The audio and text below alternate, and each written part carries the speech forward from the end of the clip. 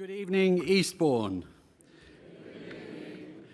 If any of you are here to see a production of Gangster Granny, you're in the wrong theatre, so you might want to leave now. This is the fourth hustings on our national tour, and it's good to be back in Sussex, where I lived for many years and where I was chairman of Brighton Kemp Town. Thank you all for attending this evening. It is good to see so many friends from Brighton and colleagues sitting here in the audience. These hustings are for us, the members of the Conservative Party, to take part in a great exercise of democracy where we get to choose our next leader. He or she will be announced on the 5th of September, and as we're the party of government, then will become Prime Minister very soon after.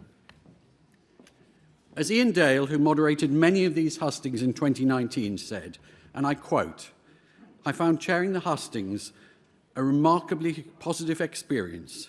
The members really put the two candidates through their paces and asked some very searching questions." So I ask you tonight to make your questions searching, to make them succinct, and to ask questions and not make statements. One question each, please, so we get as many questions from the audience as possible. Both of our candidates have a duty and have expressed a desire to fulfil our 2019 manifesto.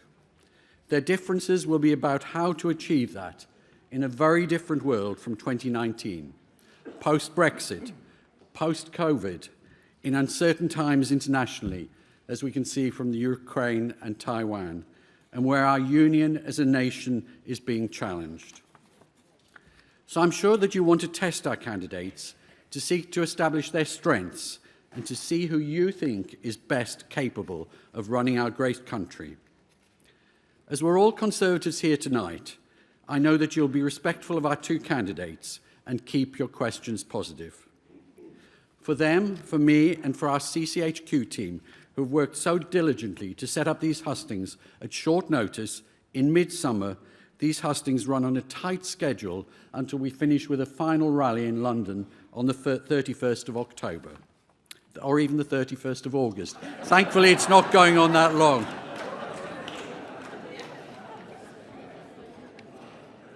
As you know, the ballot has opened, and many of you will have received your ballot papers in the post, and you can vote online or by post.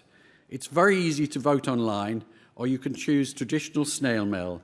And if you do post, then please remember we're trying to save money and to put a stamp on the envelope. I hope tonight that you'll go away enthused and energised in your commitment to helping our party win the next election. We need your help and support. Finally, there's a couple of people here who I'd like to thank. The first is Katie Bourne, our Sussex Police and Crime Commissioner.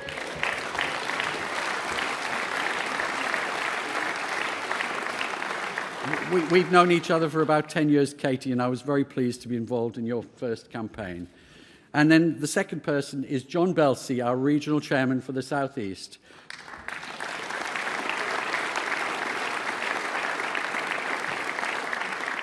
John, you're doing a great job and it's much appreciated. Now, ladies and gentlemen, let's get on with the show. Please welcome Jimmy Mclaughlin.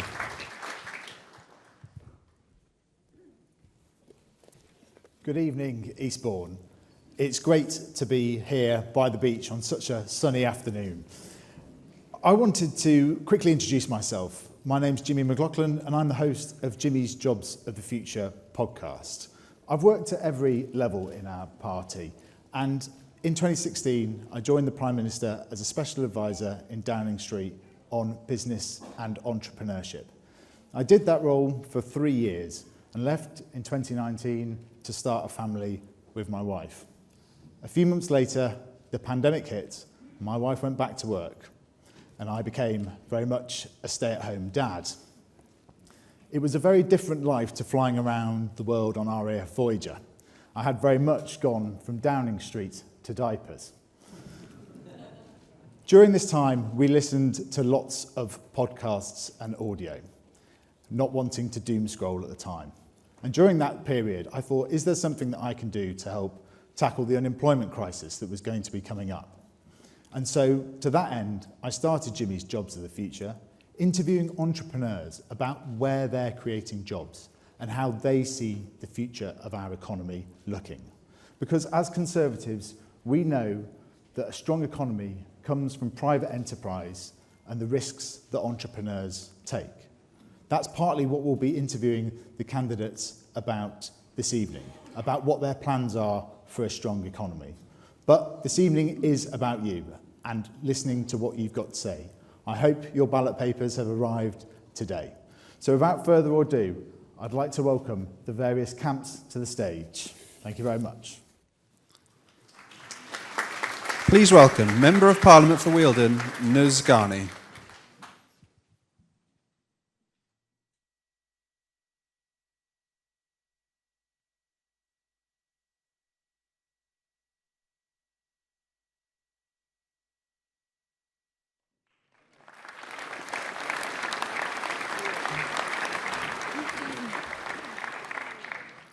Good evening, everybody, and welcome to Eastbourne. It's good to be on home turf in East Sussex and to see so many friendly faces. Now, many of you might have seen me on TV. I've been a bit busy with the 1922 committee. And as vice chair of the 1922 committee, I had to be neutral for the first part of this election. Now, I no longer have to be neutral. And many of you have asked which candidate I will back. Only our party, the Conservative Party, could have put forward two stellar candidates with such a wealth of experience, vision, and yes, diversity. And the choice we have to make at this election, I know, is momentous for our country and the future of our party. And I'm here to tell you that I have chosen. And I have chosen to support Liz Truss, our brilliant Foreign Secretary.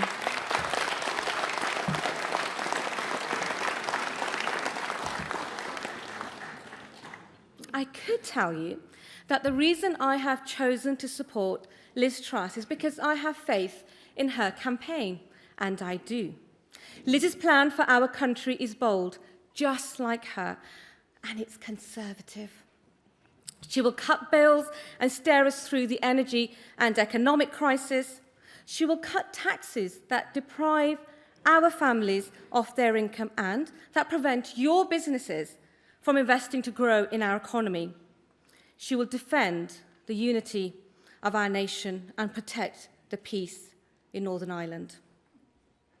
I could tell you that I've chosen to support Liz Truss, whose record in government is second to none, who has delivered dozens of post-Brexit trade deals, who stood up against the tide of identity politics, who stood up to Russia and was brave enough to stand up to China.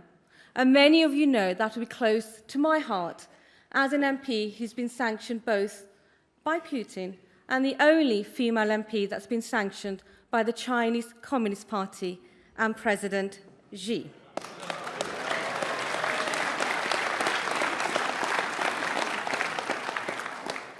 Now, all of these are good reasons to support Liz Truss. She doesn't know this, but I'm actually here to tell you something else. It's about her character. Liz is straightforward. When she tells you she's going to do something, you can trust her that it will get done. Liz listens. When colleagues come forward with ideas or problems to solve, she engages with them. She is inclusive. I've been a minister and now I'm a backbencher, and my experience with Liz Truss is that she is both fair and honest.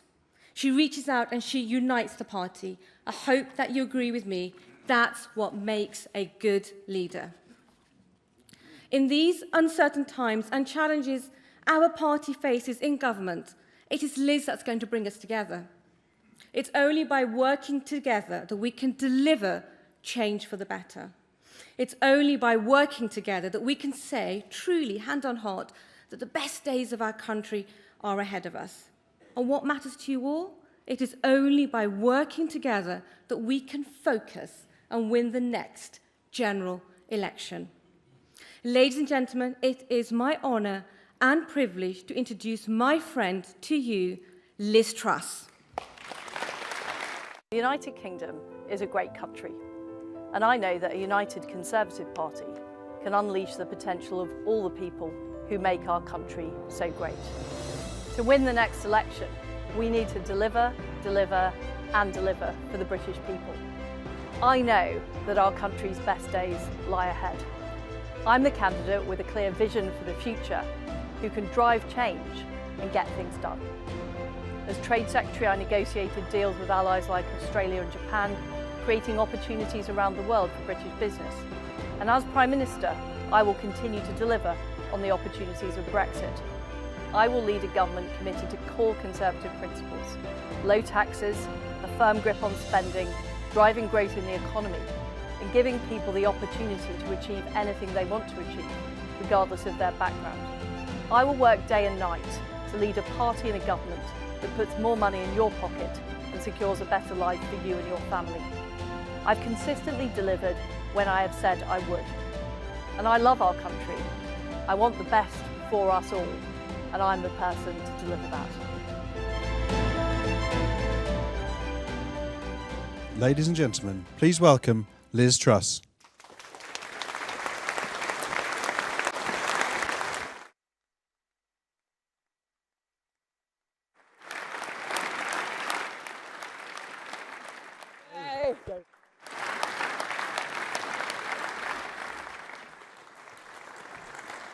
Hi everybody, it's fantastic to be here in Eastbourne.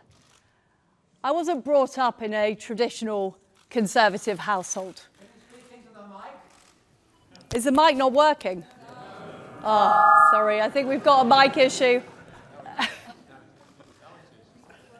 Can you hear me now? Ah, well done. I wasn't brought up in a traditional Conservative household. I was brought up in Paisley in Scotland and in Leeds, where I went to a comprehensive school. And what I saw at my school is I saw children who were let down. They were let down by low expectations because of the background they'd come from. They were let down by a poor and patchy quality of education from Leeds City Council, who were often more interested in political correctness than they were in making sure the kids got English and maths right. And they were also let down by a lack of opportunities. And that's what made me want to go into politics, because I hated to see that waste of talent.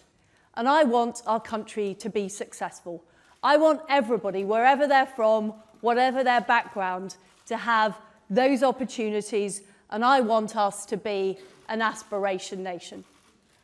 But the reality is we're facing difficult economic times. We have the backlash from COVID, and we also have the war in Ukraine being perpetrated by Vladimir Putin.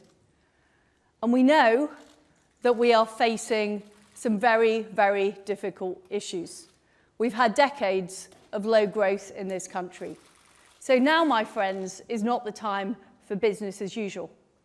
We need to be bold, and we need to do things differently. And I would have a bold plan for economic growth. First of all, that means unleashing those post-Brexit opportunities, changing our regulations, getting all of those EU laws off our statute books by the end of 2023, including our laws on procurement and investment, so we're investing more in the manufacturing parts of our country. I'd also reverse the increase in national insurance. We shouldn't have put it up in the first place. It was a manifesto commitment not to.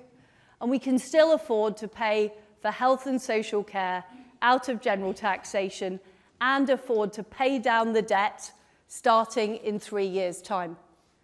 I'd also make sure we have a temporary moratorium on the green levy to cut people's fuel bills, because we know people are struggling to pay for food and pay for fuel at the moment. I believe that as Conservatives, we need to be on the side of people who work hard and do the right thing. People who run businesses, people who are self-employed, people who go into work every day. Those Those are the people whose side we need to be on. I would also, I would,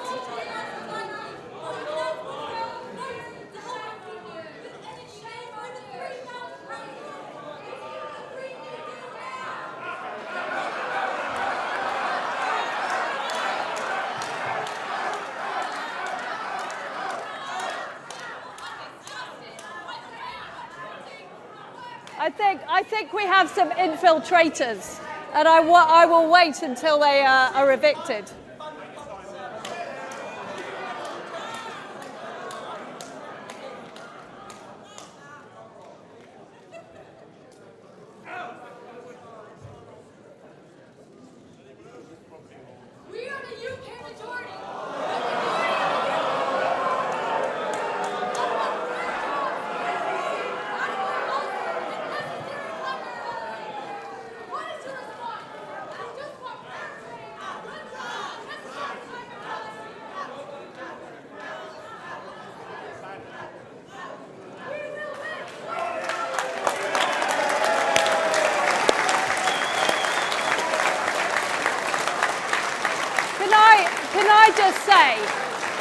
Can I just say a few words on the militant people who try and disrupt our country and who try and disrupt our democratic process and try and disrupt our essential services? I would legislate immediately to make sure that we are standing up to militant trade unions who stop ordinary commuters getting into work. And I would legislate to protect our essential services. And I will make sure that militant activists, such as Extinction Rebellion, are not able to disrupt ordinary people who work hard and do the right thing and go into work.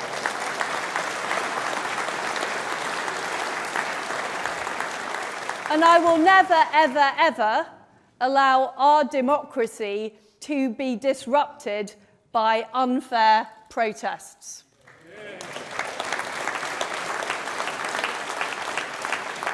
Now, I know the vast majority of people in Eastbourne and around the southeast are hard-working people who want to do the right thing.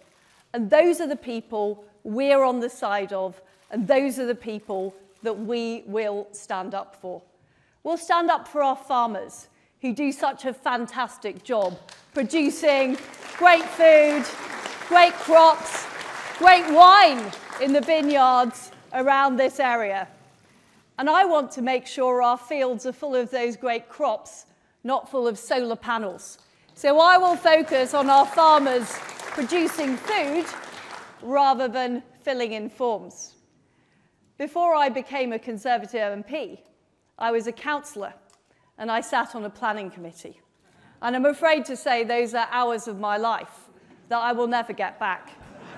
Because the fact is, my friends, that what happened was that you thought you were making a decision, but you'd be overruled by bureaucrats in Bristol or by people in Whitehall with top-down planning targets. And what I would do is I would abolish those targets, and I would do that in the Levelling Up bill that is going through Parliament at the moment.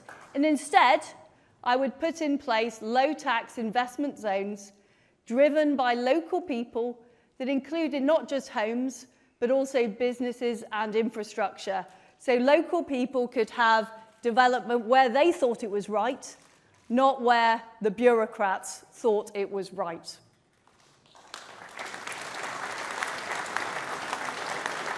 We also need to stand up to Vladimir Putin. We know that if he is successful in Ukraine, and we're doing all we can to help the Ukrainians, that he won't stop there, that he will want to roll back democracy right across Eastern Europe. He's been very clear about his plans. That's why I'm proud that we were the first European country to send weapons to Ukraine. And I, as Foreign Secretary, put the toughest sanctions regime on Russia of any country in the world. But we can't be complacent about our defence because we know that European security has been threatened. So what I would do is raise our defence spending to 3% of GDP by the end of this decade to make sure we're able to afford proper security and defence. And I will also deal with the people traffickers making a misery of lives with the small boats in the English Channel. I worked with Priti Patel on the Rwanda scheme. It is the right idea and we need to extend it to more countries. But we also need to legislate in the British Bill of Rights to make sure that we can't be overruled by the ECHR, because it's vitally important that we protect our own borders. And we also need to make sure that France is held to account for its role in protecting the borders. Now, I spoke to my French counterpart last week to make it very clear that we expect French border guards to be working all hours in Dover to make sure that our border is protected. And I will continue to make sure that that is the case. As well as protecting freedom and democracy around the world, and we have an important role to do that, we also need to make sure it's protected here in the UK. And I think we've just seen an example, my friends, of attempts to disrupt a democratic process. But I'm a plain-speaking Yorkshire woman. I know that a woman is a woman.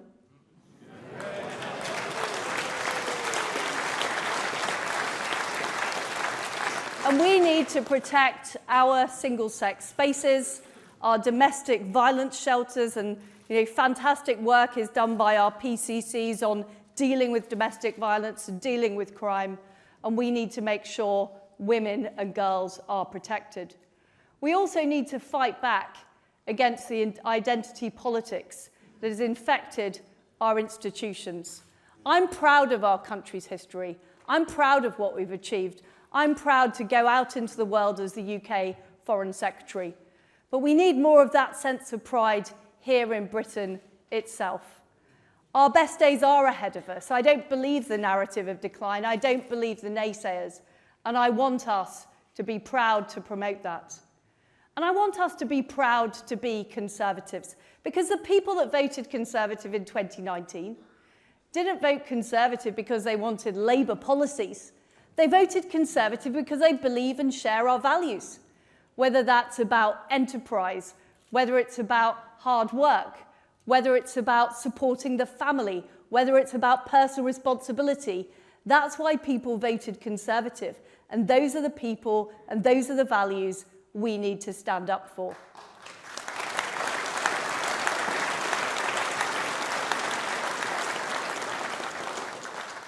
But we also need to deliver, because we made huge promises in 2019 about how we were going to unleash opportunity across the country, and I'm somebody that can deliver that. I've shown in the Department of Trade, where I delivered dozens of trade deals, even though people said it wouldn't be possible to do as well as the EU, we've delivered more deals than the EU in a much shorter period of time. At the Foreign Office, I've delivered the Northern Ireland Protocol Bill to resolve the issues that we have with the protocol and restore the balance of the Belfast Good Friday Agreement in Northern Ireland. And I've stood up to Vladimir Putin. I've worked with our counterparts across the free world to make sure that Ukraine hasn't been sold out. And I will deliver as Prime Minister. I will make sure we fulfill all of our promises in the 2019 manifesto and more. And what's more, I'll take the fight to the opposition. To Keir Starmer, yet another North London Labour leader who is completely out of touch with what people in this country want. Or the Green Party, who talk about being green, but let the rubbish pile up on the streets of Brighton. Or the Liberal Democrats, who are better at faking bar charts than they are at delivering anything. And my friends, we can work together, we can have all of the Conservative Party on the pitch delivering for Britain, and we can win the next general election. Thank you very much. Thank you.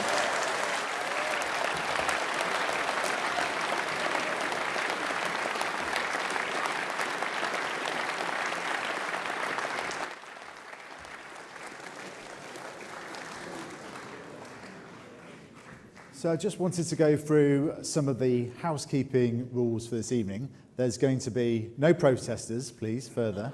They've paid their £25 Conservative tax, a tax that we can all be in favour of. What I wanted to say is there are going to be people with white hoodies walking around. They are going to be the people that have the microphones that we are going to be using for the questions when we get to that page. That will be really important, so make sure you flag them down and say that you'd like to ask a question. So without further ado, I'd like to welcome Team Rishi Sunak to the stage. Please welcome Deputy Prime Minister Dominic Raab.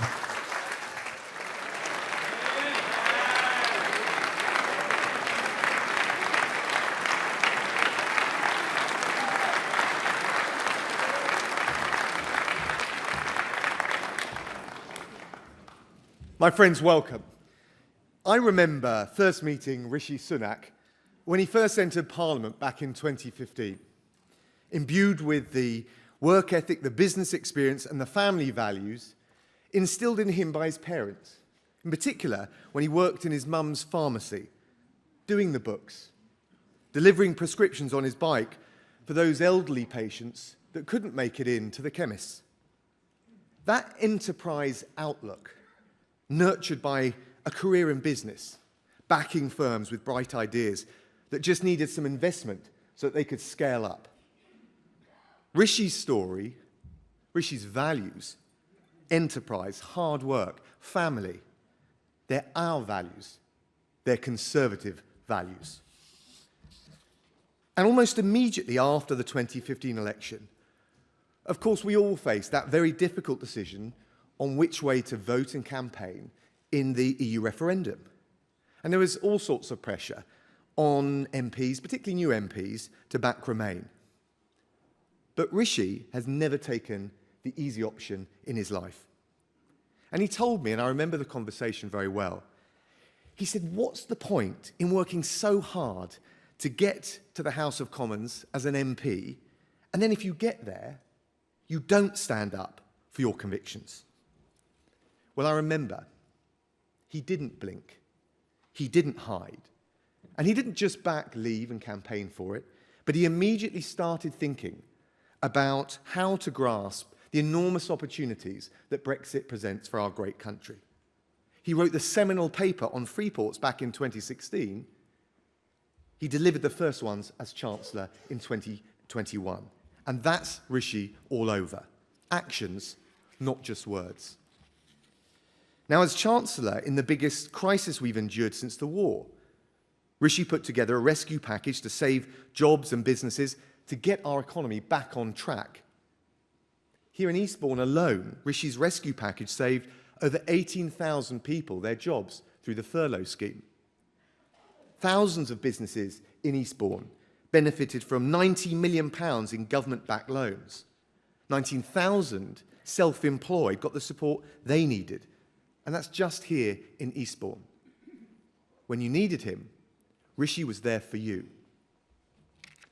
And I know that as we face another global challenge, the fight against inflation, that Rishi is the candidate with the credible plan to get inflation down, to get investment up in those sectors particularly important for your businesses to thrive, tourism, digital, manufacturing, and to cut taxes, but when it will help, not hurt people. Because the alternative choice in this contest is unfunded tax cuts to the tune of £50 billion, which will just put more debt on our children's shoulders. That's not fair. That's not Conservative. Tax cuts that drive up inflation and interest rates, that's not Conservative either. Just think about it for a moment. A tax cut of £400 that costs you £7,000 on your mortgage. I think that's a pretty lousy deal, and it's a lousy deal that would hand the keys of number 10 to Keir Starmer and the Labour Party. Don't just take my word for it. On Thursday, Nigel Lawson, Margaret Thatcher's tax-cutting chancellor, warned that those proposals would risk an inflationary spiral that would cost us the next election. Which, my friends, brings me to my final point. We all want to win the next election. And the polling demonstrates that from Lib Dem-facing seats like my own, like Eastbourne, right the way through to those northern red wall seats we won at the last election, whether it's Remain voters, Leave voters, north, south, town, country, suburbs, Rishi is the best placed candidate to beat Keir Starmer and to win the next election so that we avoid the disaster of a Labour government propped up by the SNP and the Lib Dems.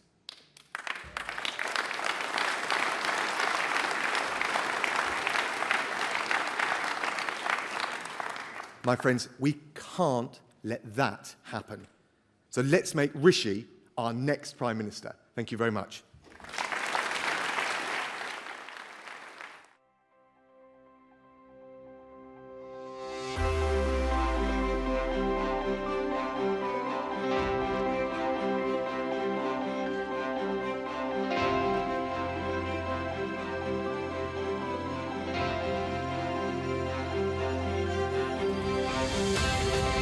My values, traditional conservative values, are clear.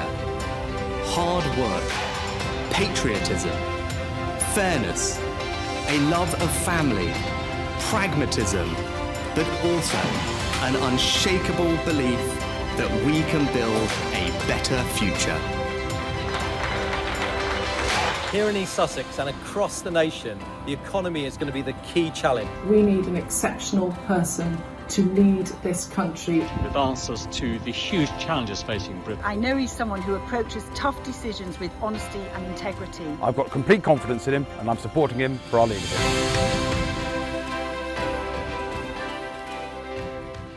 Please welcome Rishi Sunak.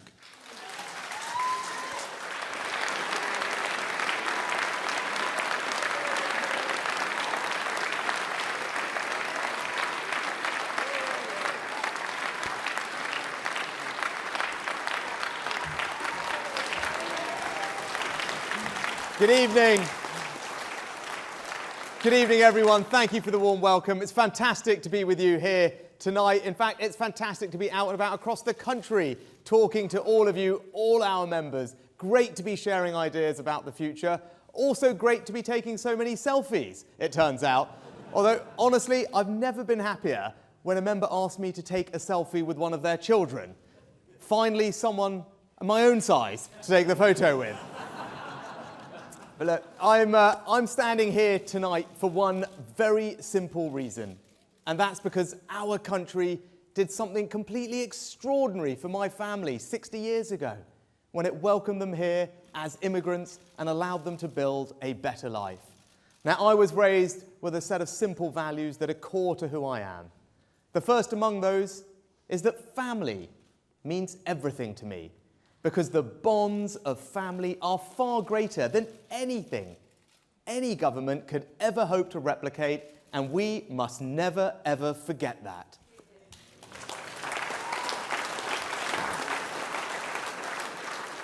In my family, we prioritised hard work as the best way to forge ahead in life.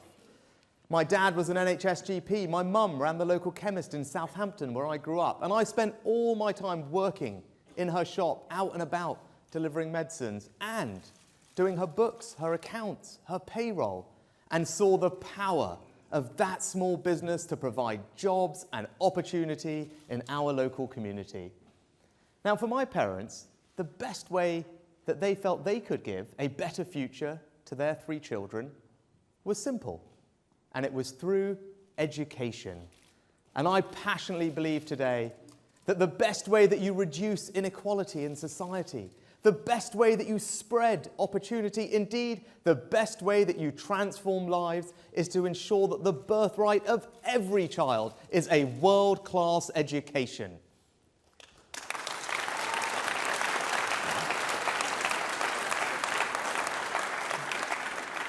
So in a nutshell, those are my values: patriotism, family, service, hard work, aspiration. And I know, looking at all of you here tonight, that those are probably your values too. And that's because they're conservative values. And my story is an entirely conservative story, and that's why I want to be your next Prime Minister, to put those conservative values into action, to build a better Britain. And just as our country allowed my family to provide amazing opportunities for me as Prime Minister, I want to do the same for everyone, your children and grandchildren, to make sure they have the same fantastic opportunities too. But how are we going to do that? Well, we need to do three things. We need to restore trust. We need to rebuild the economy. And we need to reunite our country. Now, in order to restore trust, we have to start with honesty. And as you can see in this leadership race, I have not taken the easy path, because I believe our country does face some significant challenges. And I want to be straight with everyone about those and what is going to be required to deal with them. And even though it doesn't make my life easy, I believe it is honest, and that is what leadership is about. But we also restore trust by delivering on the things that we say, the things that matter to people.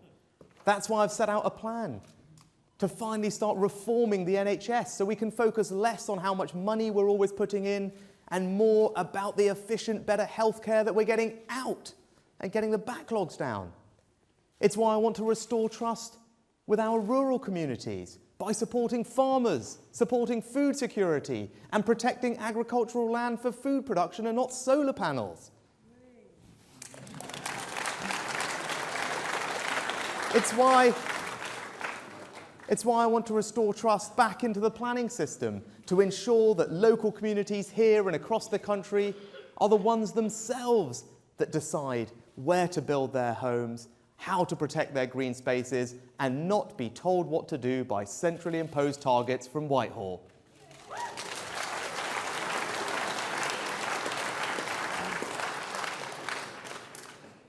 And we restore trust also by standing up for the things we believe in, and that means I will be incredibly robust in standing up against that lefty, woke culture that is trying to cancel our history, our values, and indeed our women.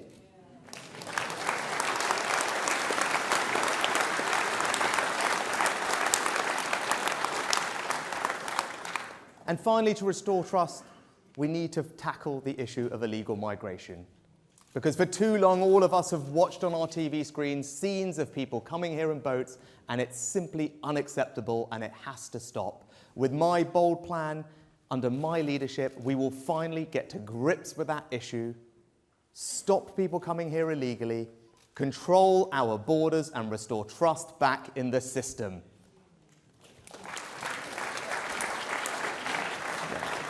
Now, when it comes to the economy, I don't need to tell any of you, you know what the number one challenge is. We heard it yesterday. It's inflation. Inflation is the enemy that makes everyone poorer. And we've seen this story before. It reduces living standards.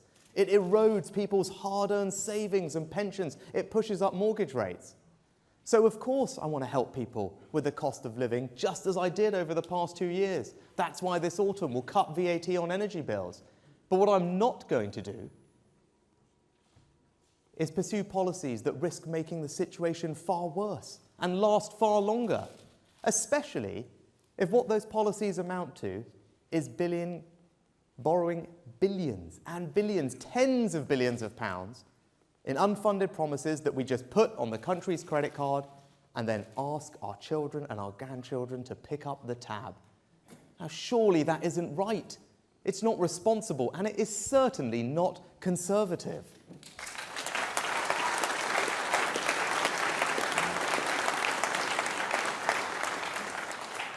But I will cut taxes, and I've set out a plan to radically cut the basic rate of income tax so that my Conservative government can always reward people's hard work. But we're going to do that responsibly, by being disciplined on public services and public spending, and by growing the economy. Which is why this autumn I want to radically reform our business taxes to support and incentivise those businesses that are actually investing in the economy and innovating more, because that's how you drive growth. I want to be radical about seizing the opportunities of Brexit, as I did as Chancellor, to make sure that this is the most dynamic economy in the world for business. And I want to level up everywhere. And as you may have seen from a video clip that's online, I don't believe that's just about our very large urban cities. I believe it's about investing and levelling up in small towns, in rural communities, in coastal communities like those here in the southeast.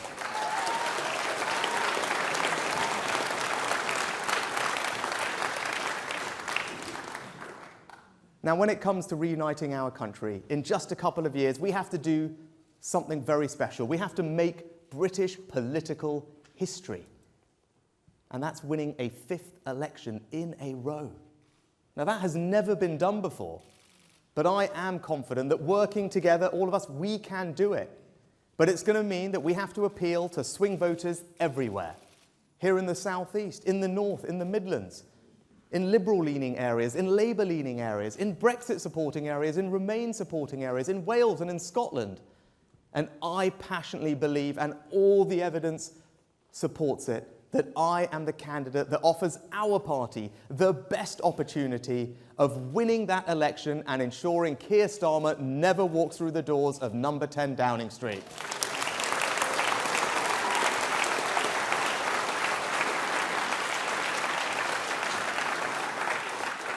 So in conclusion, I'll just say this. You saw me as Chancellor act radically, boldly, ripping up the rule book, competently, to support millions of people's jobs and businesses through a very difficult time, to make sure that our economy was resilient through the storm. And as your Prime Minister, I will bring that same sense of urgency and grip and competence and radicalism to every other aspect of government, to build a Britain where our children can walk safely on the streets and our borders are secure, where the NHS is always there for us when we need it, reformed and efficient, using the best technology, where we've made our schools the envy of the world, and we've created an economy that is creating jobs and prosperity in every part by harnessing the future innovations that we will create. That's the better Britain that I will build. But more than that, I promise you this. I will give you my everything, my heart, my soul, to ensure that each and every one of you here this evening will always feel enormously proud of the Conservative government that I will be privileged to lead.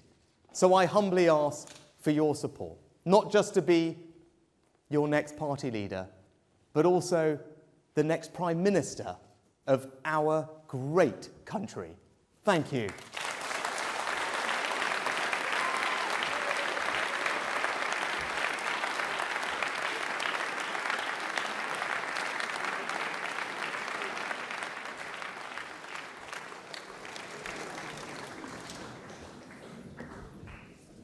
I just wanted to quickly ask, how many people are more than 90% decided which way they're going to vote? I'm not asking which way, but raise your hands if you have decided. And if you've got a T-shirt on and you don't put your hand up, I'm going to dob you into the campaigns. All right, so about 25% or so then. Interesting, interesting. And how many of you have received the ballot papers? Oh, yes. CCHQ are going to be chuffed with that. That's a very good amount there. And they told us that all the leadership contests were going to be the same, and then we get all the protesters in like that. I'm very relieved that it didn't happen when I was on stage. That's got to be the main thing. I was concerned about what we were going to have to do with that at that point. All right, without further ado, please welcome Liz Truss to the stage.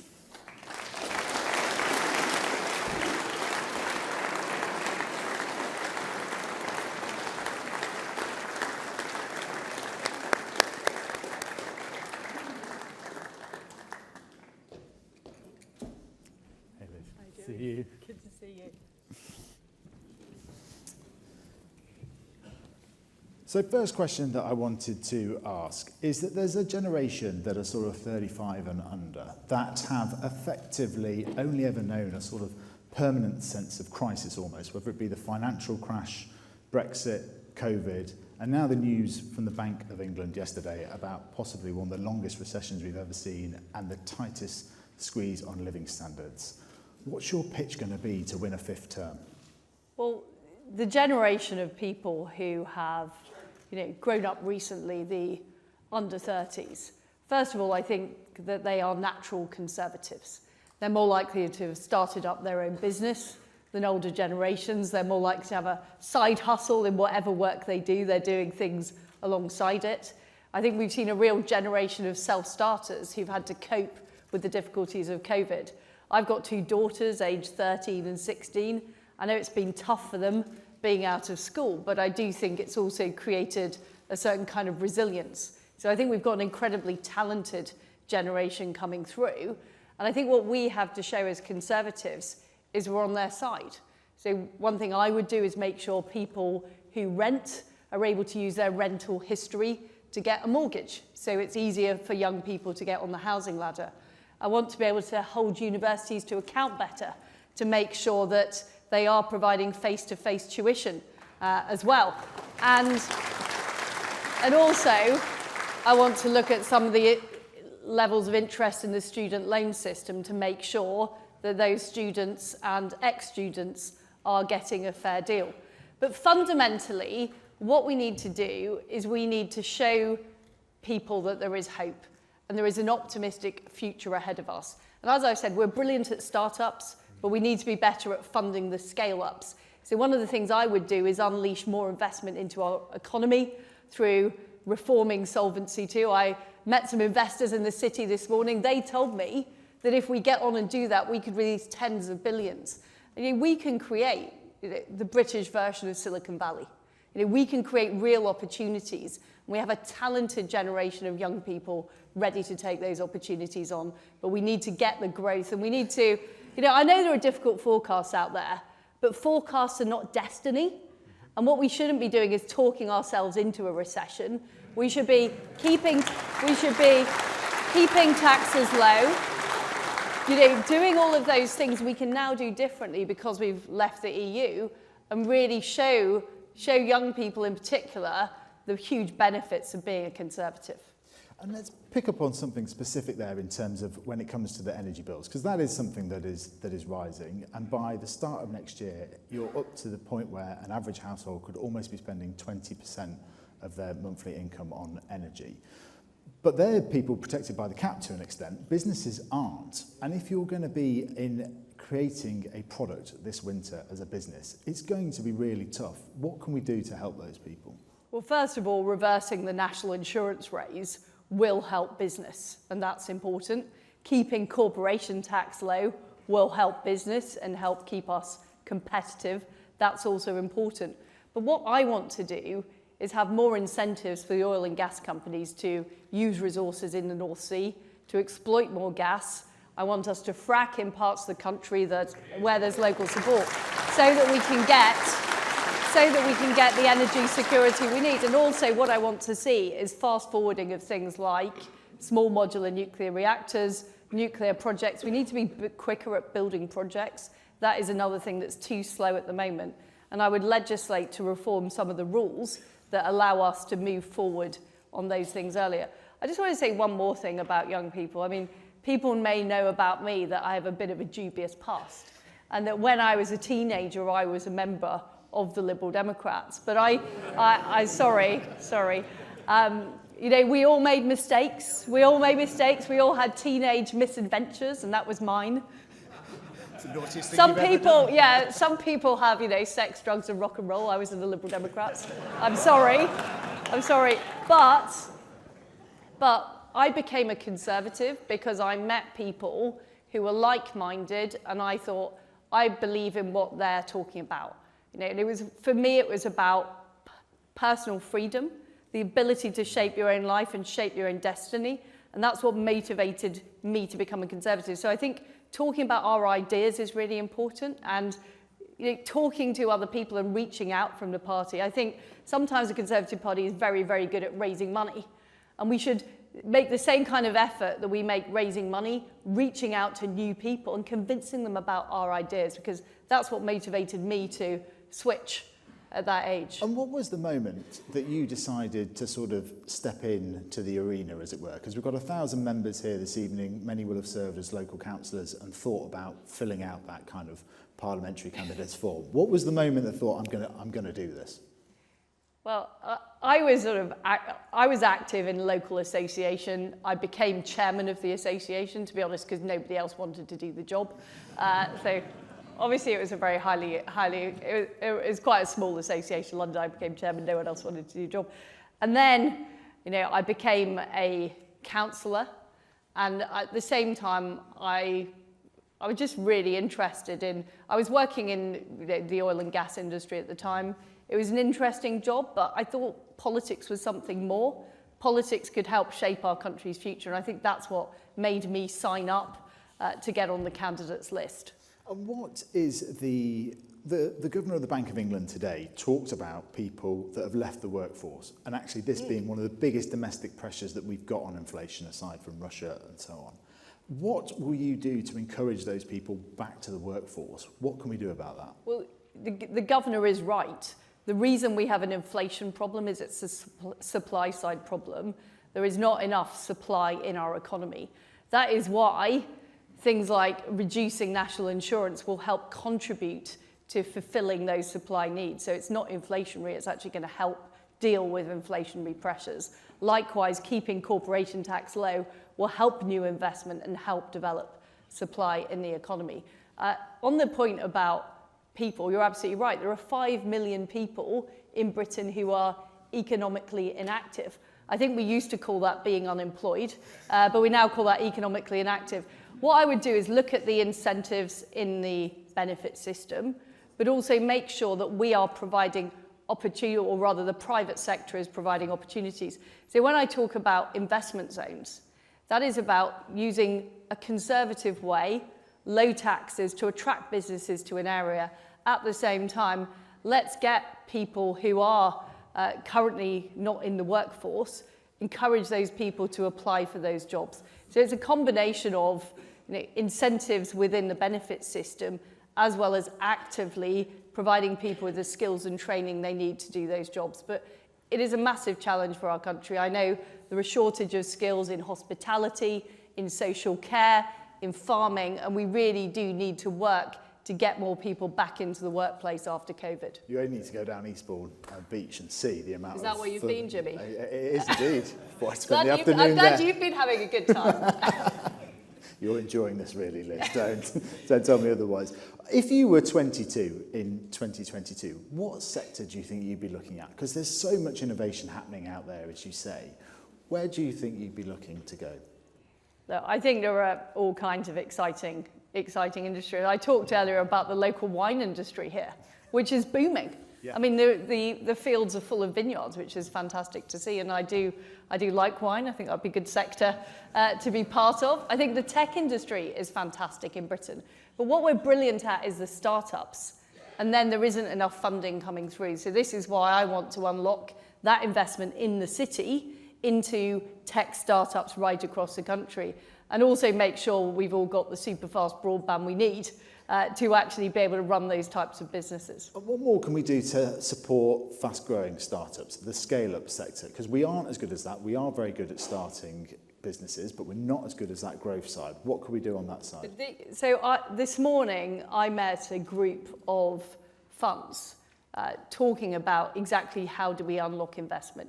And it is things like changing the Solvency II rules, which are very, very risk-averse on how much capital is allowed to be released. Changing those rules would unlock huge levels of investment, which could go into helping Britain have a much faster-growing tech sector, a much faster-growing sort of scale-up sector. So, as you say, we're very good at the small businesses, but we need the next generation of Microsofts and Googles to be in Britain, not just to be in the United States. And that's why I think it's so important to take advantage of these post-Brexit freedoms. And how can we get more? Share ownership is at its lowest level since the 1980s in terms of people holding these companies and having a stake in our future. How can we improve that? Well, I think that's a very good point. I think one of the things we have been doing is working to make it easier to IPO in this country, to float your company in this country. I think we as Conservatives should be talking about share ownership and property ownership more. Sometimes I think we've been a bit afraid to talk about Conservative principles, but we value a society where people have shares, where they own property, where they own a stake in the future. And I think that is partly a communication problem, but it's also about making life easier for retail investors. Using technology better, I think, is important as well. Interesting. We're going to come to audience questions in just a moment, so get ready to approach the people with the mics. But just before we do that, I wanted to ask you what your favourite podcast was, aside from Jimmy's Jobs, of course. Jimmy's Jobs is obviously my favourite podcast. I do actually like a podcast which is called Women with Balls.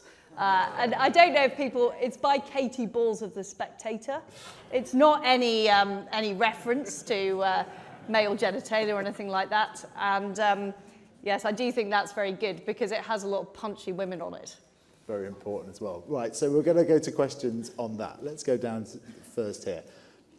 So, yeah, we're just right down. I might just stand up. Yeah, for yeah, this I have so literally gone for the person right behind you, so that with a Liz banner, so. Right. Could you hold it for me, please? Right. Hi, I'm Tara Moore. I'm 37 and I'm significantly impaired. I'm also the Brexit campaign manager. Considering there's a load, there are many of the population with a invisible disability or significant impairment, do you know what personal independence payments are? And how will your government ensure that we get meaningful employment? Well, thank you. Tara, first of all, I think what you are advocating for is incredibly important. To be honest, I don't know the level of personal independence payment, but what I can say to you is that what I want is to make it much easier for people in your position to get into jobs and also have the opportunity to set up your own businesses.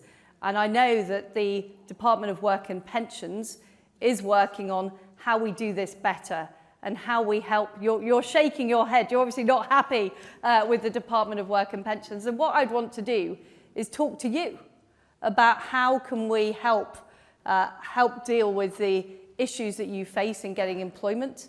How can we make it better in terms of the available opportunities, including be able to start up your own business. And I would want to do that as Prime Minister because my focus is unlocking the talent and potential of every single person in this country, and that includes your talent and potential.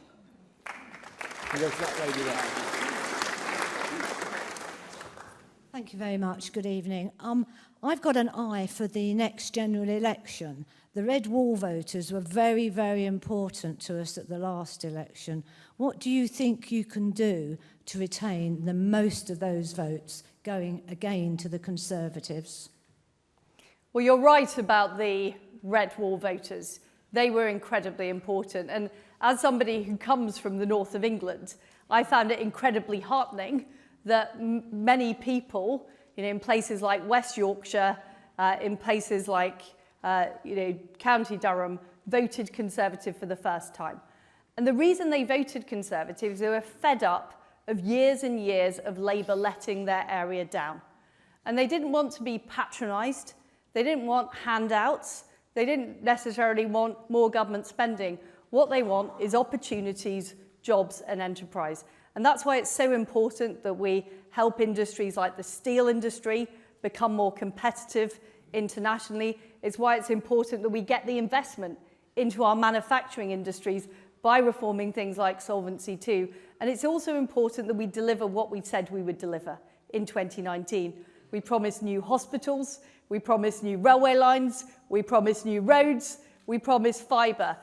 You're right, it does cost money, but there is money in the budget for it, but sometimes I'm afraid there's too much government bureaucracy in the way of getting it done. And what I can say to you is I am somebody who doesn't take no for an answer from Whitehall. I push things through, regardless of some of the protests. And what I would make sure is that if elected as your Prime Minister, this autumn, I will put those projects on fast track. So we're delivering for people, and so by 2024, we have spades in the ground, in the red wall seats, and in seats across England where we've made promises, including here in Eastbourne, where I know we're promising a hospital. You know, I will make sure those things happen because people will see whether or not we deliver, and that's what's important. Thank you.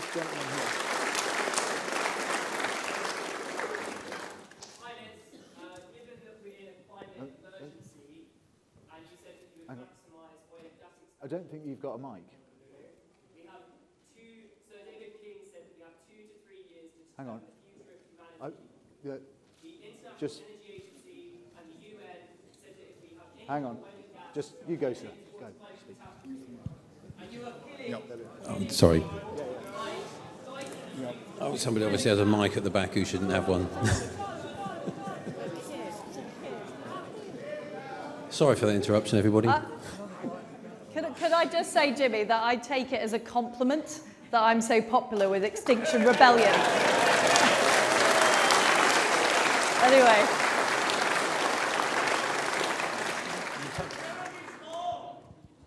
You touched upon getting people back to work. From my perspective, from the introduction of the new health and care bill, and with it now being introduced, especially with the introduction of palliative care and end-of-life care, it's a very specialist field, and having spoken to a lot of people, how do you intend to not only cover the chasm that there is within the care sector of specialist people, but how do you intend to retain them?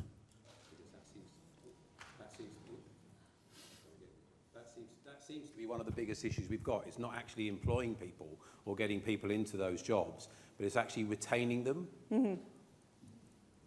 So, as I said earlier on, I would make sure that the money that we have allocated to health and social care goes to social care, because I do think that's where some of the biggest issues are. And what we have at the moment is people in NHS hospital beds because there isn't enough space in social care. So by giving the money to local councils to fund social care, we'll also be freeing up space in the National Health Service. But you are right about the motivation of frontline people in the health service and in social care. And partly it's about funding. I understand that. I know there are issues about mileage rates for people in social care. I know there are issues about wages, and we can help with the national insurance reverse, for example, on things like wages. But it is also about the respect people are treated with. It's about the level of centralised bureaucracy that we particularly experience in the NHS.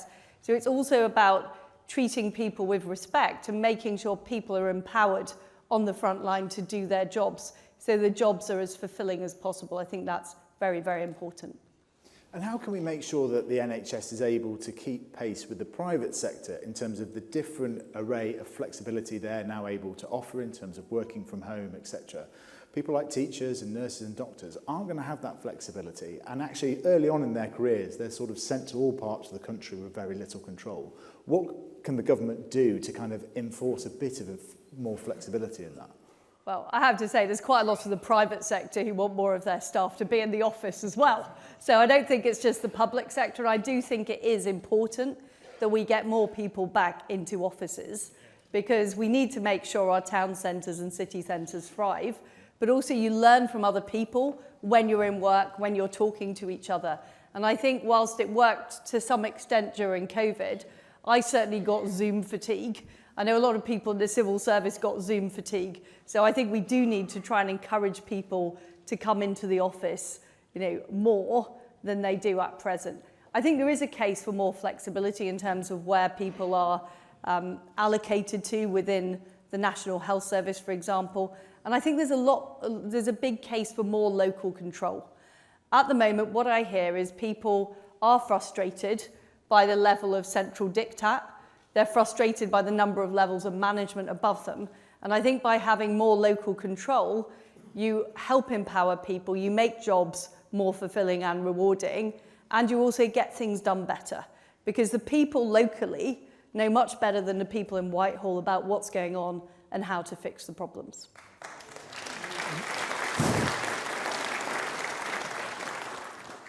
Liz, Vladimir Putin must have been over the moon when Boris fell, and certainly the Ukrainians were very unhappy about it. What will you do to make Putin feel a little less smug and to put heart into the gallant Ukrainians? Well, you are right that Boris Johnson is hugely respected in Ukraine. There's both a street and a croissant named after him, and I don't think many international leaders have achieved that. And it is because of the leadership we've shown in Ukraine, not just in supporting the Ukrainians, but also standing up to Russia and calling out Putin, calling out Lavrov, calling out the appalling aggression that has characterized Russia over the last 10 to 15 years.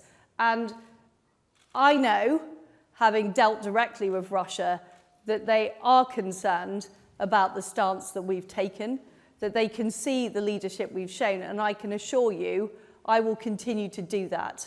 I will continue to stand up to Putin, stand up to Lavrov, but also put our money where our mouth is.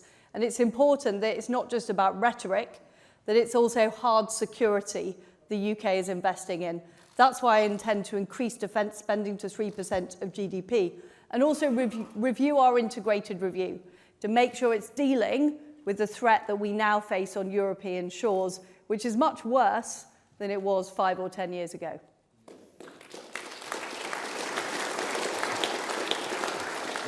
Thank you for all you've said so far. I'm in the hospitality sector, and I was listening to you say that you want to get some of that 5 million people back into work. I would like you to help me deal with the following cases.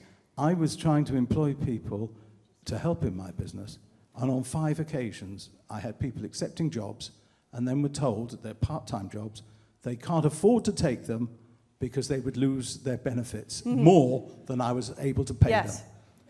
Thank you. Well, you make absolutely the right point, and this is my point about making the incentives in the benefit system work so people are better off when they take up jobs. And we made some changes because of COVID. COVID is now over. We now need to change the benefit system back, and we also need to more actively be encouraging people into work, because it's not just damaging your business, the ability to get people to work in it, it's also costing taxpayers money as well. So it's a win-win to change the system to help those people back into work, and I'm determined to do that.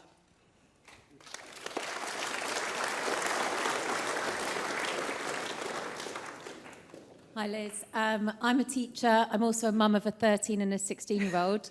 Can you tell us a little bit about what you would do to help children recover from lost learning after COVID? Well, during COVID, we developed a large number of tutors across the country. And what I would want to use those tutors to help children catch up. I would also want to make sure we're dealing with the mental health issues resulting from COVID. I know how hard it was for young people to be isolated during that time when they should have been with their friends, they should have been at school. So what I would want is more mental health support in our schools to help teachers out as well. I think that's very important. I also want to support schools to offer more wraparound care for children. I think that's really important for working parents, and it also helps children get more of that social exposure, which is so important to their development. But I know from having a 13 and 6-year-old daughter, it's an exciting age, but it's also a challenging age. And I think one of the big problems parents face is mobile phones and social media and kids contacting each other and winding each other up on WhatsApp is one of my concerns. I can tell you about teenagers. Sounds like a Tory MP's WhatsApp group sometimes, but it's not as bad as that. I'm not sure teenage girls are as bad as Tory MPs. I think that's that's being a bit sharp. Gentleman here. Mike Staples, chair of the Conservative Policy Forum in Lewes and letter writer to the Telegraph. with hindsight, the mathematical modelling that led to lockdown may have caused more harm than good. We just heard some reference to it. Before restricting our right to heat our homes and drive our cars, will you critically examine the scientific groupthink for net zero? Well, although I am a fan of mathematics, and in fact one of the things I did as Education Minister was create the new big maths GCSE that my daughter has just sat, which she's not particularly happy about because she was saying, Mum, why did I have to sit all those extra papers? And it was basically down to me when I was Education Minister. I do think sometimes we use mathematical models where they're not appropriate. And the housing algorithm is a similar case where it's a human decision whether or not to build houses in a local community. It shouldn't be down to an algorithm. So I think we've always got to be very careful to intermediate with our own thinking about what is right for our society. Having been through the lockdowns and seen the experiences of other countries, I do think we went too far. And I would not want to have another lockdown, and no lockdown would happen under my leadership, I can assure you of that. But on the subject of net zero, we do need to transition to net zero, but I want to do so in a way that doesn't clobber households and doesn't clobber businesses. That's why I'd have an immediate moratorium on the green energy levy, while we look at better ways of delivering net zero that are using private sector innovation and technology to deliver it. And at the meeting I had in the city this morning, there are tens of billions of pounds chasing that green investment. That is what we should be doing. We should be looking at how we get that green investment into our economy at the same time as using gas as a transition fuel. Because I think that's going to be incredibly important in the run-up to this winter, where Vladimir Putin is going to try and play games with European gas supply, is that we are using our own resources in the North Sea.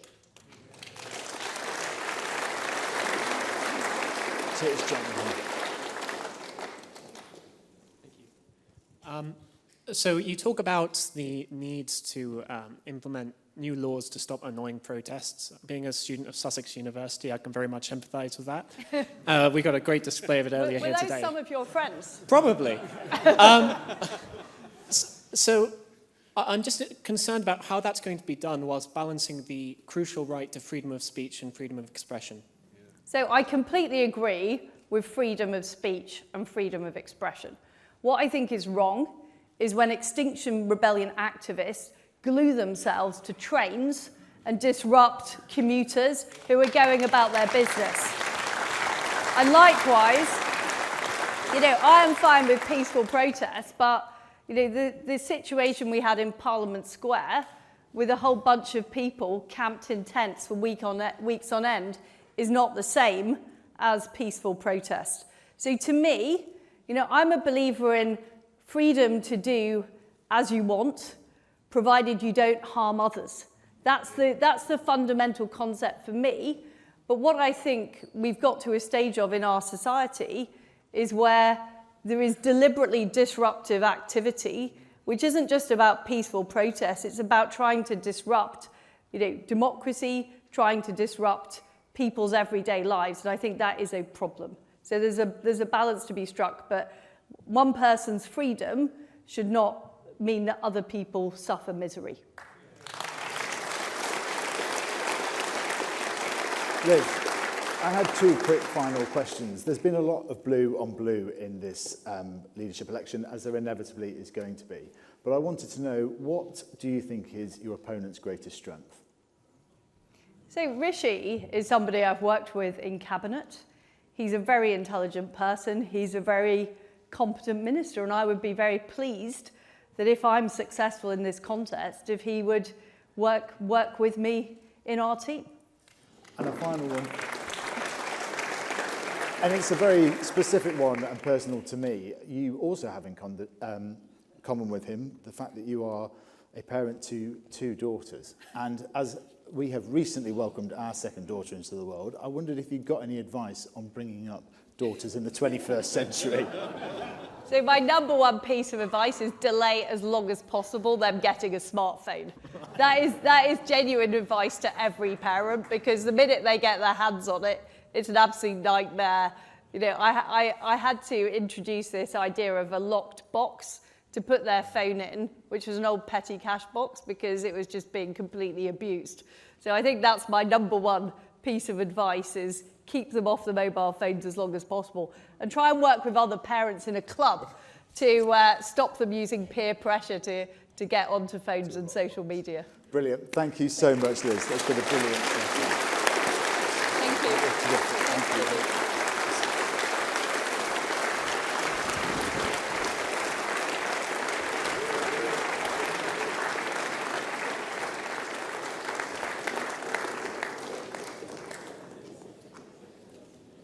My wife is certainly going to be chuffed with that answer in terms of adding that to the list of that. And without too much further ado, I wanted to welcome Rishi Sunak to the stage.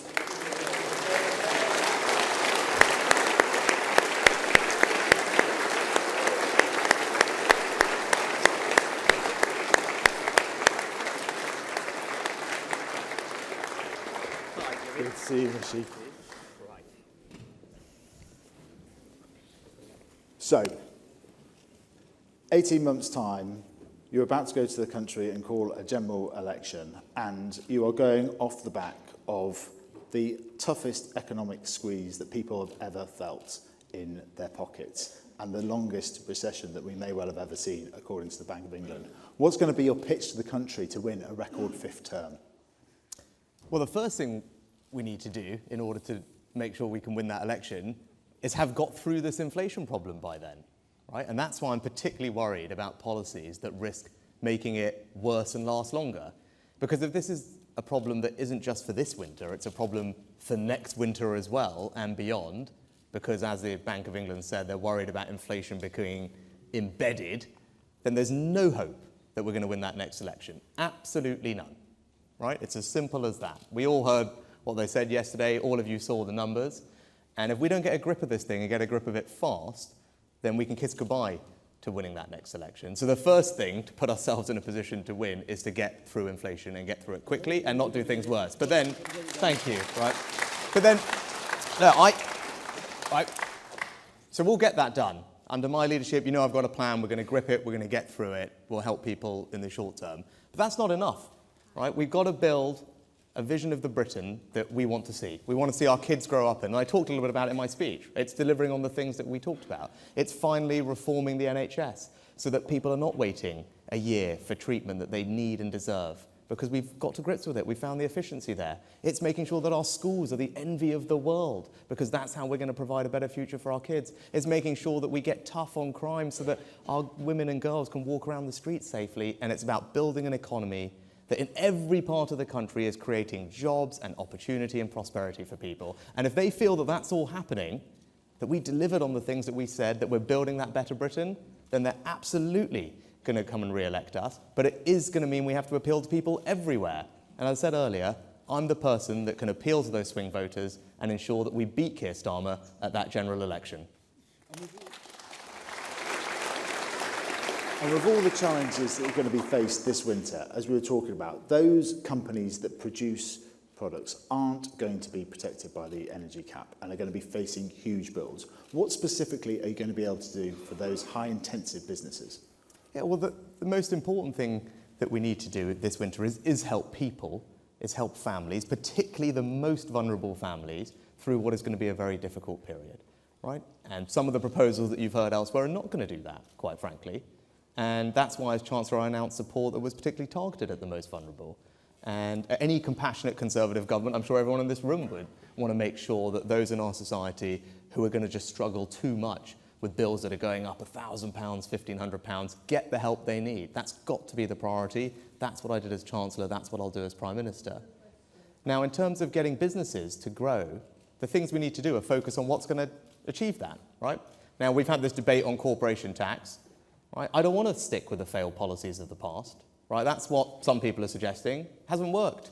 If we want businesses to actually invest in the economy, to expand their factories, to put more lines in, to produce more things, that's how we create more jobs. That's how we'll get inflation down if companies are producing more. We need to cut the taxes on those things. Focusing on corporation tax hasn't achieved that. Investment in this economy today, no better than it was a decade ago, in spite of us doing all those things on corporation tax, because it's not the right tax to focus on. And that's where my experience in business, my time as Chancellor, my conversations with business have led me to the conclusion we need to be much more radical. We need to reform business taxes to cut them on the things that make a difference, and that's business investment, business innovation.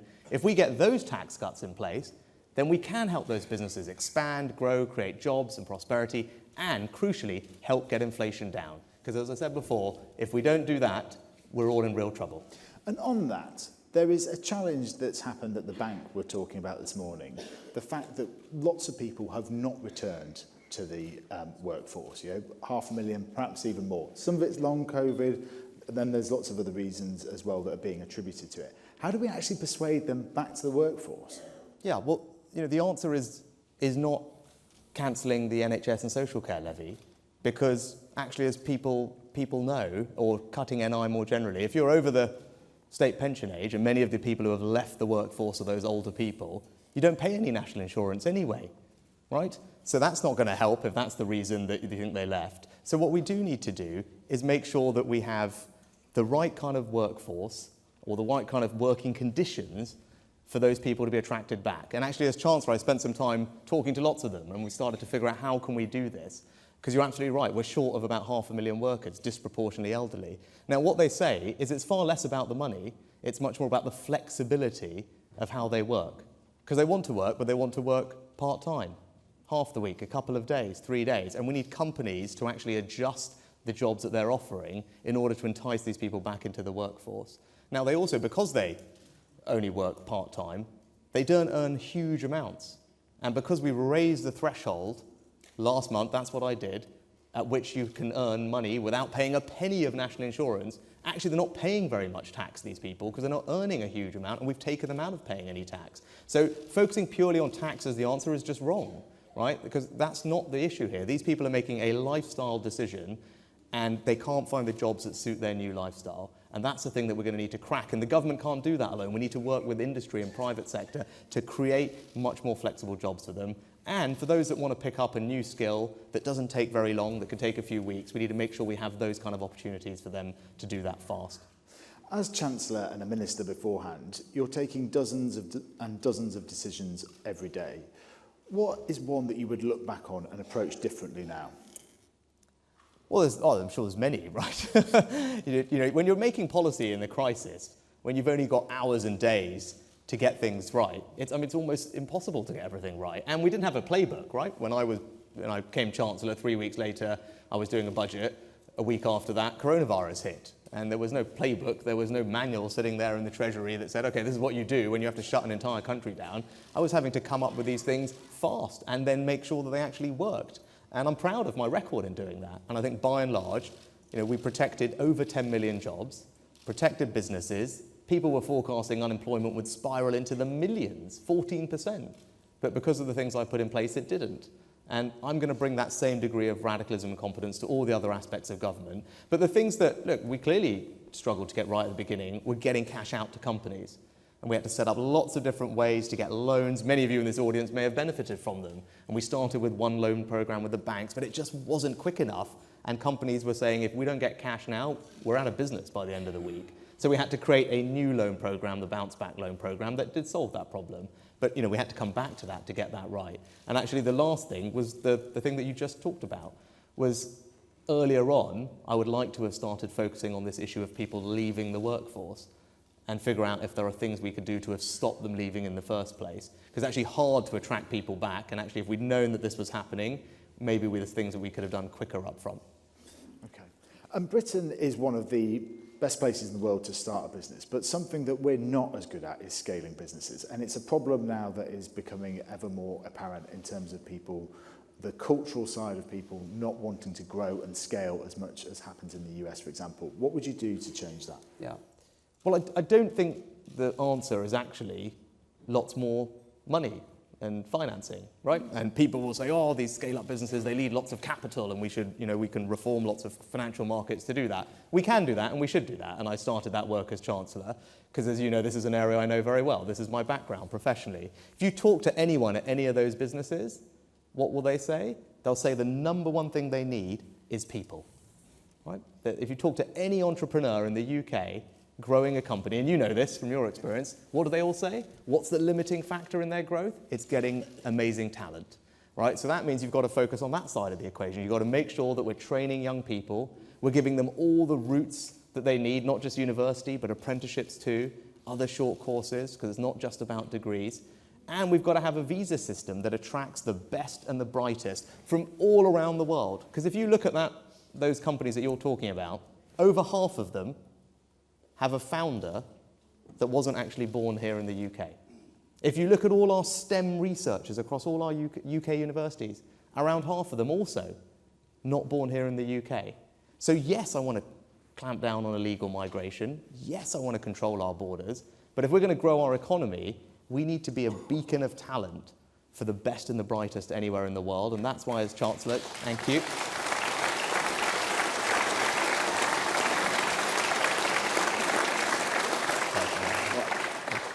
There you are.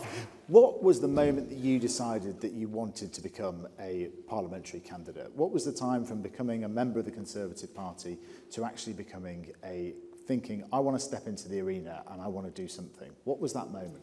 Yeah, it was inspired by my parents that you heard me talk about. And they're obviously not political, but they worked in primary healthcare. My dad was a GP, my mum was a chemist. That's the world I grew up in. And everywhere I would go in Southampton when I was out delivering medicines, all people would just stop us at the weekends. They'd see me and they'd say, you're Dr. Sunak's son, you're Mrs. Sunak's son. And then they would proceed to tell me something about what my parents had done for them, their parents, grandparents, kids.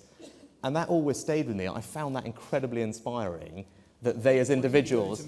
Well, because that's not my strong point, and you're probably all the better off for it as well. But I found that inspiring, that they as individuals could have such an impact on our community, and that's why I wanted to be a Member of Parliament, and I want to have that same impact on the community that I'm privileged to represent in my new home in North Yorkshire. And I think all the MPs here and those who are councillors will feel exactly that same thing. It's an incredibly rewarding thing to be able to make a difference to the people who are your responsibility to represent. And that was my driving force for it. So I had it, growing up, and then, at some point I wanted to act on it. But, I do believe you're better off in politics if you've had actually a real career in something. And my career was in business first, to bring that experience to Parliament. But it was inspired by my parents and how they served our community. And if you were 22, what career do you think you'd be going into? Because in the early noughties, it was very much banking was the kind of like what ambitious people wanted to go into. What do you think it'd be now? Yeah, I think one thing that's crystal clear, and again, I'm biased because it's my own background and experience, but young people are much more interested in entrepreneurial careers now, right? And they're much more interested in working for new companies, not necessarily all the big companies, and they're much more interested in changing jobs more frequently. And I think that's something that we should celebrate and support. Look, for me, if it was me, I definitely want to do something that was doing something different, doing something new, creating a new product, a new service that we don't have today, that's all going to improve our lives and transform the world in which we live. That's the kind of culture that I experienced when I was living in California, and I think it's incredibly inspiring and empowering. So look, if I was a young person, I'd want to go and do something like that. And you can do that in every industry. It's not just, when you think about it, it's not just pure technology. Actually, I met an amazing business recently, and they're doing agri-tech. Right? And we know we all want to improve our food security in this country. We want to grow more fruit, grow more vegetables here. That's good for us, good for inflation. And there are amazing British companies that are using cutting-edge techniques to do all of that here, actually. And that would be great for the economy. And that's just an example of using technology in a way that's going to solve a big problem for us. Now, that would be something exciting to do. Absolutely. Right, and now we're going to take some audience questions. Right. And arms go straight up in this. We'll go to the gentleman over there. There's someone here, right? Yeah. Oh, yeah. We're just waiting for the mic. If you just go across there. I've been really awkward there. I used to do the mics, and David Cameron used to make me run from side to side as a joke. I'm sure he did. Rishi, whoever gets the top job is facing a problem as big as the COVID problem. I think one of the good things that came out of COVID was the daily TV reports with the different experts in there giving the country data so the country could come with you. Can you, if you get the top job, or half the audience will say when you get the top job, can you commit to giving the country data? There are too many things. You can't get to a GP, you can't sign up, you can't go to the dentist.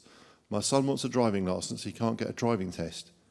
There's all these basic things which aren't working. Can you publish some data and then come back each week and tell the country what you've done to improve those things? I think that would win you the next election.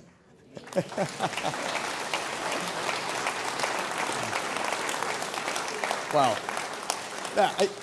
you make an excellent point. And look, I remember those press conferences vividly because I had to do so many of them, right? And in fact, that's probably where you all first saw me, right? I mean, I got suddenly there I was at this press conference next to the Prime Minister, and all of you are like, who is this guy, right? And this pandemic was about to hit, and I had to stand up and do these things. And I did, you know what, I like you. So many people say to me that they got enormous reassurance from those press conferences, and they liked being spoken to like adults and being explained what was going on. And I thought that was great, right? And look, I think as you can see in this leadership contest, I'm happy to subject myself to all the scrutiny there is. I'll happily have anyone interview me, as you've seen in this leadership contest, because I think that's how you build trust. Right? And one of the things we need to do is rebuild trust back into government, and that comes from being transparent with the country, from being honest about what we're doing, and data is a big part of it. But I would say that you mentioned all those things, you're right. Data is helpful because it will help us figure out where the problems are, but what you also need is courage. You need to be radical, you need to be bold if we're going to reform public services like the NHS. We can have all the data in the world, but if we're not going to actually confront some of the conventions, we're not going to do things differently, like I want to tackle this issue of missed hospital appointments because it is actually costing us all a fortune and depriving people of care, right? If we're not going to do those things with the data, there's no point, because that's what I want to do. I want to reform public services with the data. I want to make them more efficient for all of you, because that's how we're going to cut all your taxes. And that's the plan. It's reform public services so that we can cut your taxes. That's a Conservative way to do the governing that we want to see.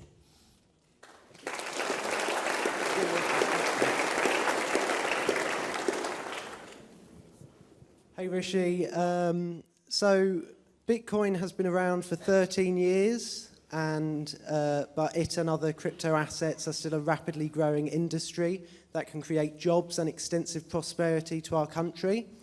So what will you do to allow the UK to become a world leader in the Bitcoin and crypto industry? Thank you. Did Jimmy set you up to ask that question, right? Look, I mean, you heard me talk about my experience in California. I'm a deep believer that we should embrace technology and innovation as a way to improve all our lives and make things better, make things cheaper, make things faster.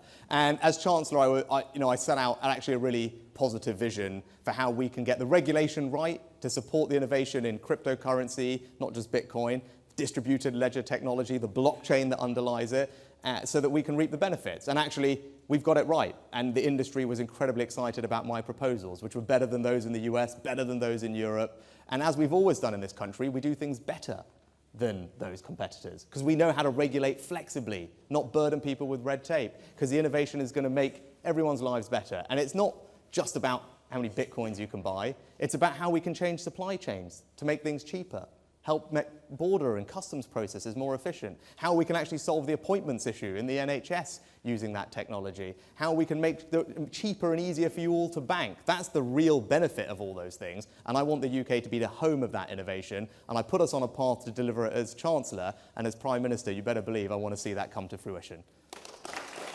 Who goes this lady here? Guys, just go on. Can you hear me? Yes. Thank you. Hi, sir. I come from Wealdon, nice area to live, area of outstanding natural beauty. One of the biggest problems we've got is planning. Yes. House builders are all over us. The Conservatives are losing council seats right, left and centre to the Lib Dems and the Greens. Now, we've heard from you and from Liz that you both want to change the system of top-down levels of housing. But can we believe you? Because at the moment, I know Wealdon have been battling away with the minister, or whichever one it is this week, trying to convince them that their methodology is wrong, that the numbers are wrong, and that they know best where housing should go in our area. And they're falling on deaf ears. So how can we trust what you've been saying to us tonight? Yeah. Well, look, sir, I met with your council leader today and we talked about this very issue. And you've heard from me what I want to do about it. There shouldn't be top-down targets imposed on places like Wealdon that don't take into account the very particular local circumstances, particularly as you guys have got about, I think, 80 or 85% of the land is an AONB. It's an area of outstanding national beauty. And the planning inspector needs to be told that that needs to be taken into account. When you're deciding how you want to build your houses, no one can tell you what to do without realising that that is something that needs to be protected. And under my leadership and the plans I want to put in place, it will be protected because I want to protect your green spaces and trust you to get on with the job of delivering houses for your community in the way that you think best, right? But the other thing we need to do to help you is tackle this issue of build-out, because you have done a great job in Wealdon Council of actually making sure that we can have the right housing in the right places, because we all want people to enjoy that feeling that many of us had of getting the keys to our first home. It's very special. And you guys are doing a great job of that. But you know who's letting us down? The developers, right? Because you in Wealdon in particular have actually approved homes, but they're not being built. The developers are sitting on the land. And I think that's wrong, and we need to stop it, and we need to give you the powers to charge them or buy the land back or not give them any more planning permissions until they've built them out. Those are the plans that I outlined today, and they're going to help you.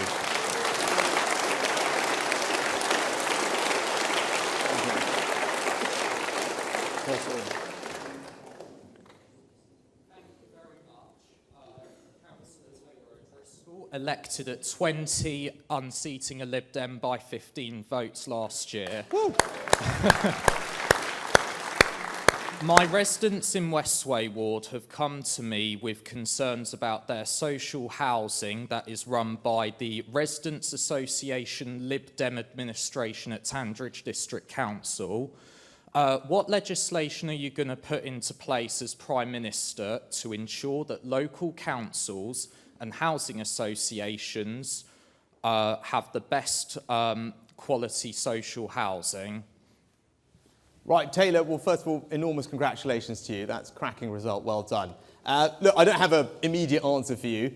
I thought we were already in the process of making sure that there were standards that were put in place to make sure that people have high-quality homes. It was called the Decent Home Standard, and we were in the process of implementing it because you're right, people deserve to have homes that are fit for habitation, and when that's not happening, the people doing that should be held to account, particularly because they're using government funds to build those homes. So it's simply unacceptable. We should not have tolerance for it, and I'm happy to take it away with you and figure out what we need to do to make it right. Simple as that.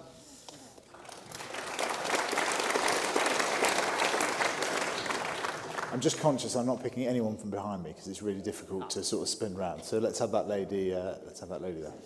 Thank you very much. Rishi, you seem like a lovely chap, and you've talked about trust a lot, which is great, but we all know that sometimes people don't do what you want them to do, and you have to be tough and hold people to account. How can you reassure us that you will be tough when you need to be, when people aren't performing? Yeah. Well, look, it's a great question, right? And the simple answer is, look, I had to do it in my business career, right? Everyone's got a lot of commentary on, where I am today and all the things that I'm fortunate to enjoy. I didn't get there by being easy on people. I got there by being tough, right? If you want to succeed in business, you need to be able to do that, and that's what I've done. But I've also demonstrated that in politics, right? And Dom talked about it. When it came to the Brexit decision, a lot of pressure was put on me to do something I didn't want to do. And even though that was going to be difficult for me, I wanted to stick with my principles. I toughed it out because I backed what I believe. I backed Britain and I backed Brexit. When it came to Omicron last Christmas, I was actually in California on a business trip trying to make sure that we can get all the innovation that we need here in the UK. And it was clear that this country was about to sleepwalk into another lockdown because that's what the establishment wanted. That was the default lever that they always pulled. And I was convinced it was wrong for our country. So I came back here. I didn't see my family over the Christmas holidays because every day I sat here and made sure that I fought against that, even though that was difficult, because at some points it was me and one other person against an entire room. But I wanted to fight for what was right for this country.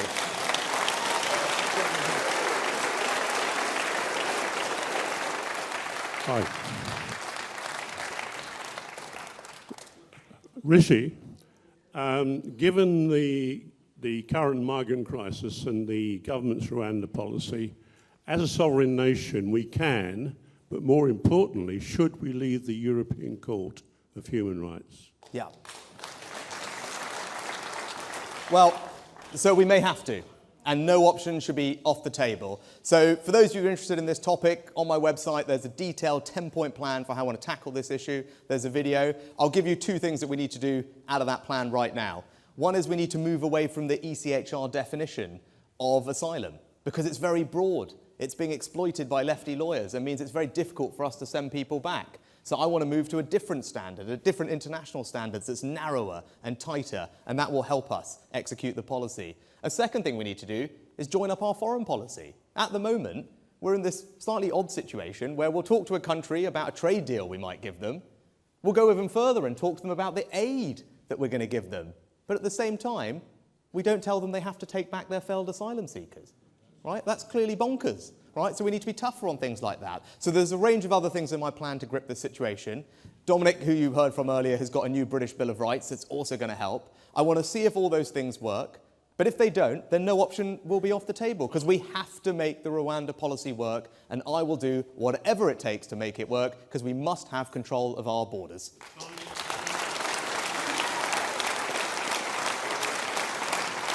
Good evening. My question to you, Rishi, is about inflation. I'd like to know how you intend to get inflation under control, given that it's been fueled by global supply chain issues, soaring global energy costs, and the war in the Ukraine. Well, this is the most important question that confronts our country at the moment. The most important one, man. You all heard what the Bank of England said. And as I said the other night, the warning lights on our economy are flashing red. And the root cause of that is inflation. And yes, it's primarily driven by international causes, but not exclusively, and increasingly is becoming domestic. So the first thing we need to do, if we're going to grip this, is not make the situation worse and put fuel on the fire and repeat the mistakes of the past. And as you heard from Nigel Lawson, Margaret Thatcher's Chancellor, about those just the other day, I believe that pumping 40, 50 billion pounds, I can't keep up, of borrowed money into an economy that's already seeing an inflation spiral is enormously risky. It is taking a big gamble with your savings, your pensions, and your mortgage rates, and that is not a gamble that I'm prepared to take. The first thing we need to do is not make the situation worse. The second thing we need to do is to support people through the autumn and the winter, the ones who most need our help with the cost of living, which of course we'll do. And then, longer term, how do we get inflation down? We increase the supply of things, right? That's reasonably easy for us to grasp. Where do we have inflation? We have it in our labour market, which is why we need to get much tougher on welfare, because at the moment there are more people on unemployment benefit than there are job vacancies in the economy. That's not right. We need to be conservative about that. We need to reform welfare to get those people into work and ease some of those bottlenecks. We need more homegrown food, as I talked about. We need more homegrown energy, whether it's offshore wind or new nuclear reactors that are going to power our homes. And we need to get our businesses investing. And that's why the tax cuts that I talked about are focused on those businesses that are actually expanding production, expanding capacity, investing and growing. Because if we get them to do that, to get through these bottlenecks and increase supply, that's how we'll get inflation down. So it's not just a problem this winter, and that's it, because I don't want it to be a problem next winter and beyond. So that's my plan to grip it. But I tell you, the most important thing is not to repeat the mistakes of the past and put fuel on the fire of a problem which we're already suffering. That's not going to help any of you in this room. It's not going to help our country, and it is going to mean that we lose the next election.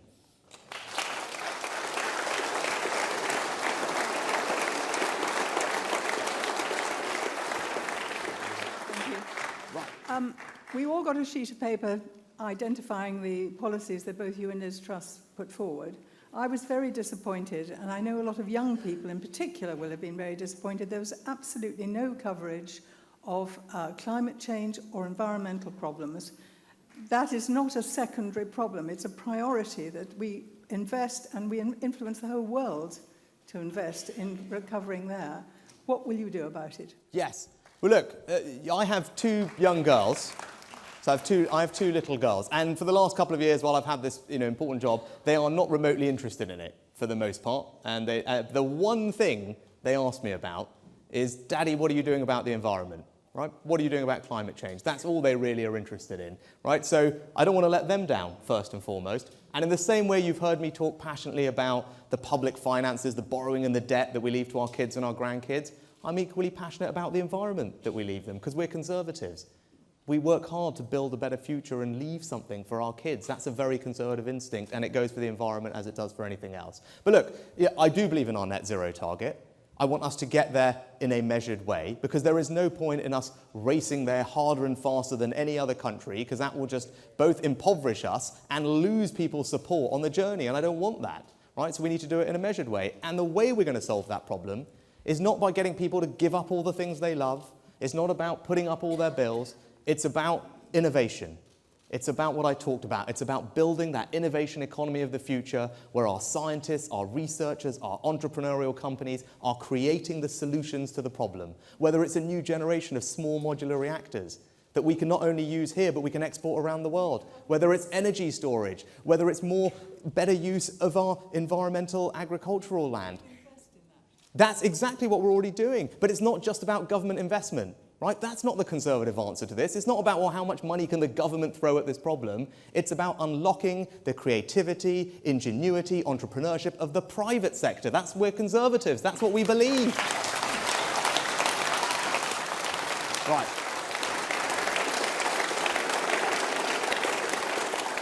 I asked you in January for your advice on having two daughters, and you said be very kind to your parents is the first thing, and that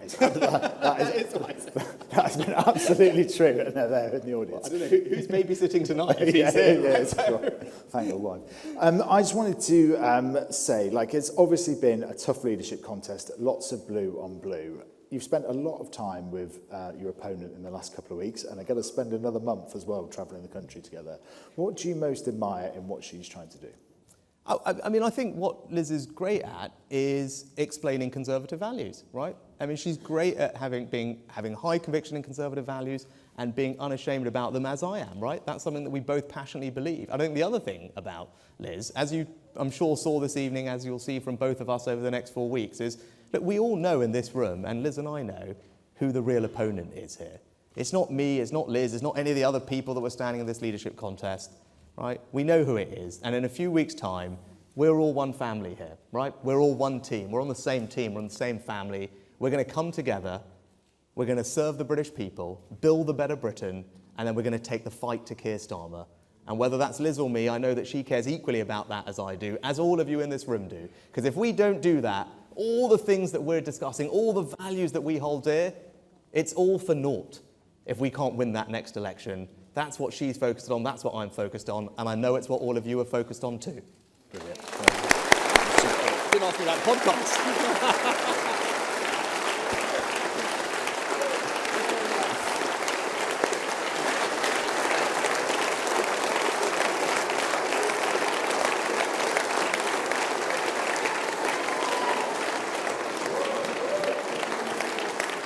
Thank you very much, ladies and gentlemen. Rishi was clearly listening because he said, you didn't ask me about my favourite podcast. And he said his just then is Faster Please. So make sure you check that out as well. Thank you all for coming this evening. It's been brilliant to have you all here. And as Rishi says, let's focus the next election on beating Keir Starmer. Thank you very much.